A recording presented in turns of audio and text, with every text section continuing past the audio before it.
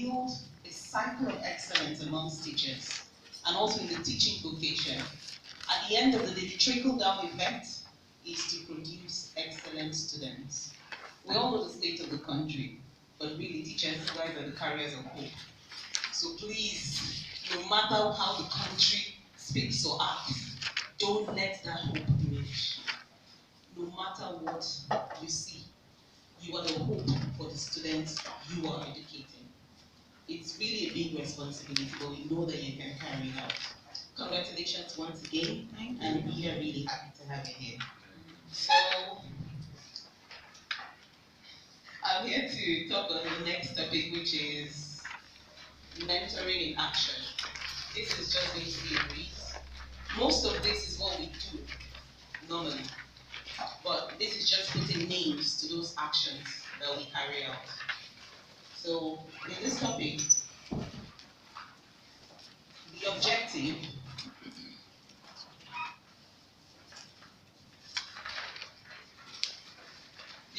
is to understand key mentoring methods and techniques. We want you to understand the different types of mentoring and the techniques we need you to employ in this assignment we, the foundation, send you on to train other teachers to be like you. Then the next one is we want you to be familiar with the different mentoring tools, all the tools you will need, the step-to-step tools you will need.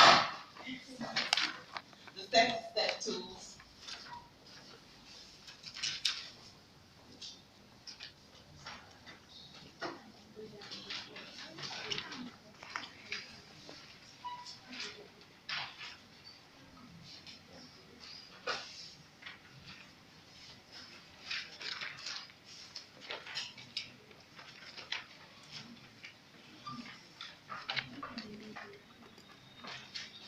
Sorry for that. So we want you to be familiar with the tools for preparation and the mentor-mentee assessment of, we want you to be familiar with the different mentoring tools for preparation and the mentor-mentee assessment that we expect you to carry out. Now the assessment is going to guide you, it's going to help you so that you'll have a better understanding of your mentees, and that way you'll be able to impact. At the end of the day, the reason for this is impact. We want more teachers like you. We need to increase the cycle of teaching excellence. You're worthy teachers. We've seen the hard work you put through, but we don't want it to end with you. We want you to impact the next teacher, who will impact the next teacher, and that way, by God's grace, we together will raise the standard of education here in our Ephraim state. Okay. In the outline, the mentoring techniques we want you to use in this mentoring program we want you to go have with your teachers include this four, which is effective listening, questioning, motivation, and feedback. But prior to that, we have three basic mentoring methods. And that is the traditional mentoring method which has to do with the one-on-one mentee-mentor relationship mentoring.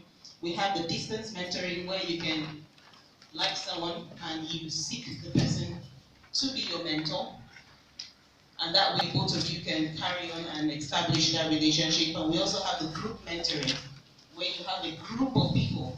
So this particular mentoring we want you to employ for your relationship with the teacher is going to be the traditional mentoring, and that way you're going to choose 4 to 7 teachers, the least being 4, the most being 7. For you to carry out this mentoring work. Then we're also going to look at the toolkits. That's what we're going to discuss on the B part of this. But for mentoring techniques, effective listening. Listening is really a big task.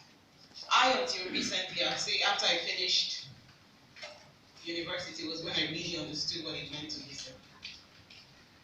Most of us have a problem with listening. If you don't listen appropriately, you cannot actually help the person beside you. Some of us listen to react. That's wrong. You should learn to listen to understand. And in listening, we summarized it under these following points, which is summarize. You need to learn to summarize everything in a whole of what your mentee is saying to you. We need you to concentrate. You don't have to be absent-minded, because being absent-minded can distract whoever it is you're mentoring, and that way you're not going to have such a pleasant relationship. You have to be empathic, show emotions, be understanding. Very important. You have to be vocally attentive. Vocally attentive also has to do with you giving nudges. Like he's talking to you and you're like, okay, oh yes. That way I know you're listening to me. But if you're here and you're just staring, I would lose interest in even telling you what it is I came to tell you or to discuss with you. Because as far as I'm concerned, you're not there. So you need to be vocally attentive. You need to read in between the lines. Reading in between the lines, there's so many things people come to say, they don't say it directly. But because you're smart, you can pick the undertone and know that at the end of the day, this is what this person is saying. And that way you can better help and render solutions to whatever problems the person came with. Then you also listen for solution. Very important. There are certain factors that present themselves, and these factors prevent us from listening to some of the things people tell us. These factors are definitely factors around us. You have to be able to overcome these blocks, and that way you'll be able to render positive solutions, impact to your mentees. Some of the blocks include your mental blocks. Now, under that we have prejudice. What do we understand by prejudice? Before that. Exactly. Having a preconceived notion about someone. A wrong notion, because it's based on no facts. So you're going to have mentees. It's possible you would hear a few things about these mentees, but that should not be anything that will stand in between you and your mentoring this person. You need to push that aside. You need to be open-minded. Then the fear of change, you have apathy, which is lack of interest, enthusiasm, and you have under the mental block, you can be easily distracted. Now those are factors you should be wary of, be aware of it first of all, then try not to let those factors affect you. Then we have the physical blocks. Physical blocks, those are your everyday things in your environment or everyday things happening to you, or maybe even in your environment. This includes poor physical health, of course. If you're in poor health or your mentee is in poor health, you should be empathic. That's where empathy comes in. You should understand that the trouble some of them are going through is based on how and what they are feeling at that point. Impaired hearing. You might not even hearing what you're saying. You know, there's some people you're talking to, they actually don't know how to stop. They just go on and go on and go on. You should learn to be patient. Sometimes they're not even getting the signs you're putting through, which is trying to tell them, okay, can I speak? You know, so you need a lot to do this job we're sending you on. Then you have drowsiness, you have fatigue, that comes under the physical block. Under the environmental block, of course, noise. If there's noise in this place, there's no way you're going to be able to impact. So you need to select your venues appropriately. Be careful with where you select as a venue. You don't want distractions around there. Remember, this is for the purpose of impact. Before you can even be a grand mentor, you have to have at least 2 winners. So it's a lot of work. You need impact.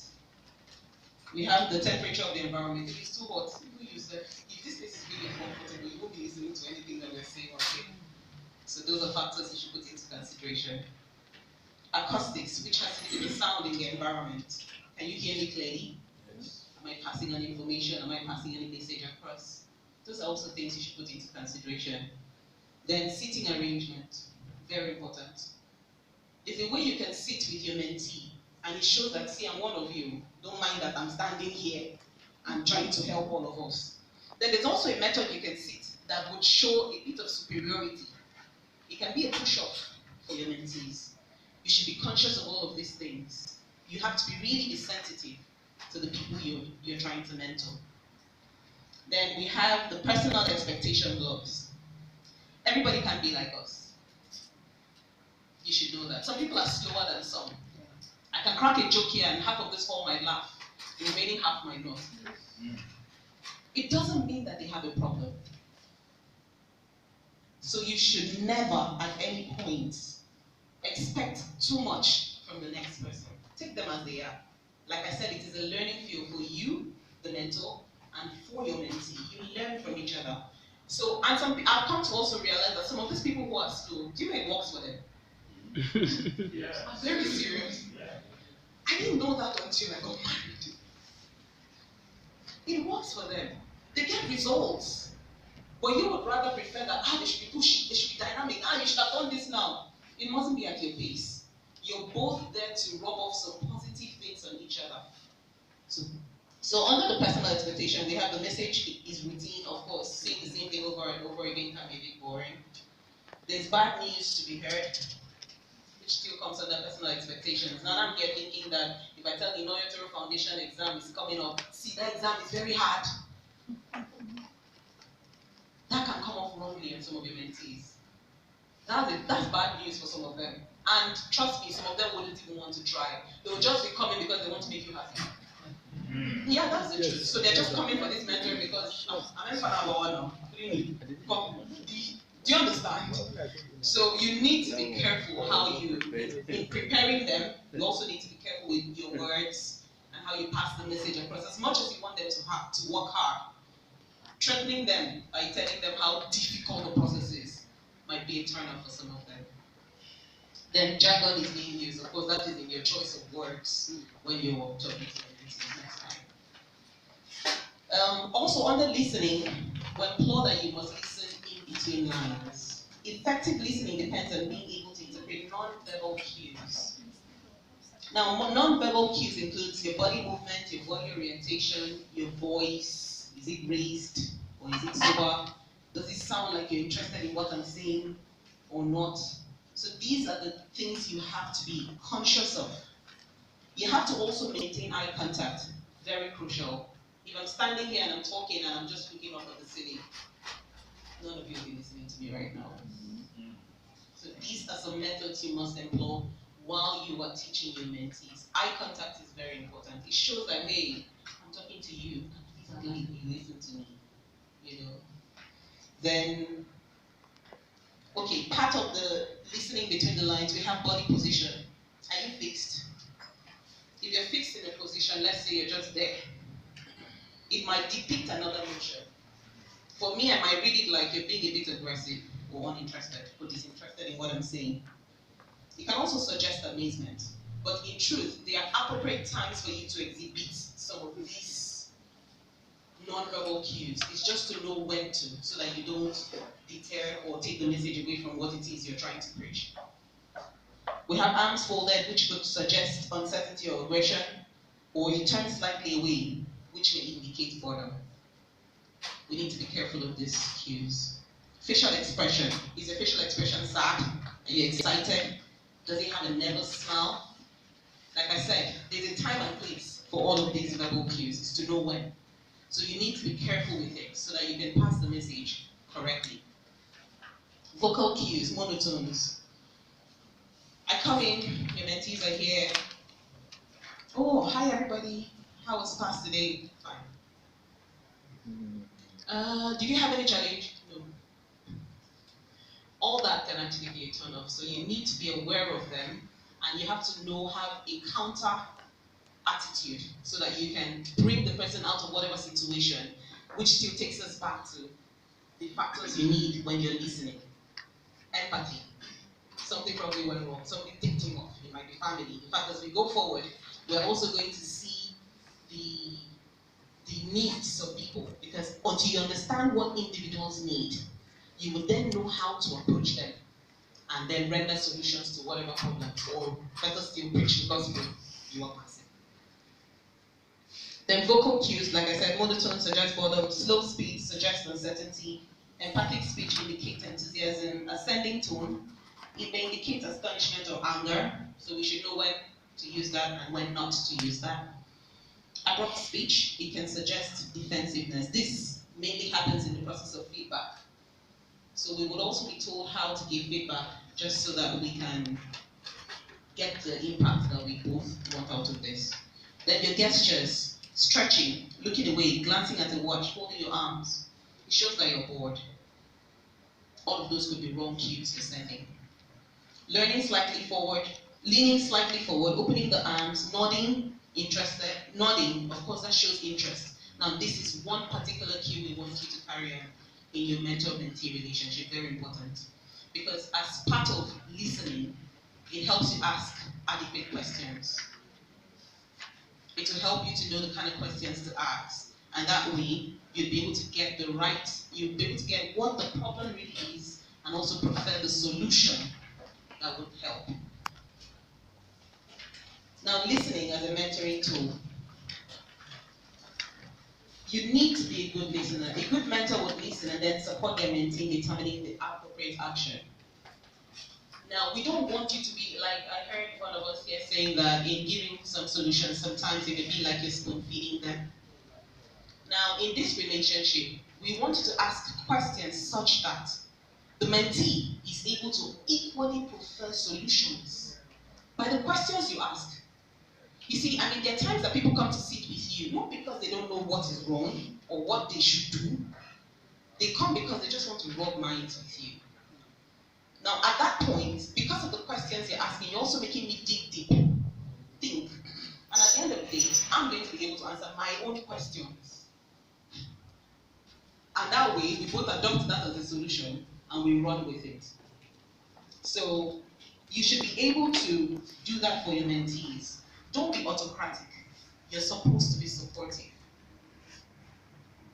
By being autocratic as a mentor, you're just giving orders.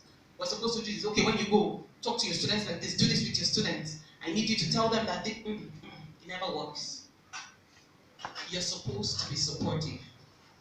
You cannot give orders. Some people just give orders, they don't even explain, but they expect a result. Some of us are very stubborn.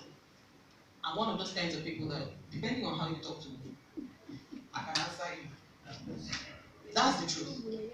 It is the same thing with your mentees. So you need to be careful. I know that it can be difficult as human beings, but that's why we have those lists of what you need to be a good listener. Because all of that is supposed to guide you. So please, we don't want you to be autocratic. We don't want you to give orders without explaining. Then you expect an action. You should be a good listener. And then you should.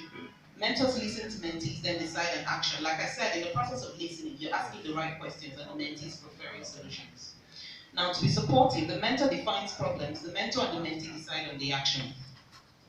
Of course, by the time you give him time to think, and you're like, okay, so what do you think we can do? And he tells you, and you're like, oh, okay. Or would you rather think we should do it this way?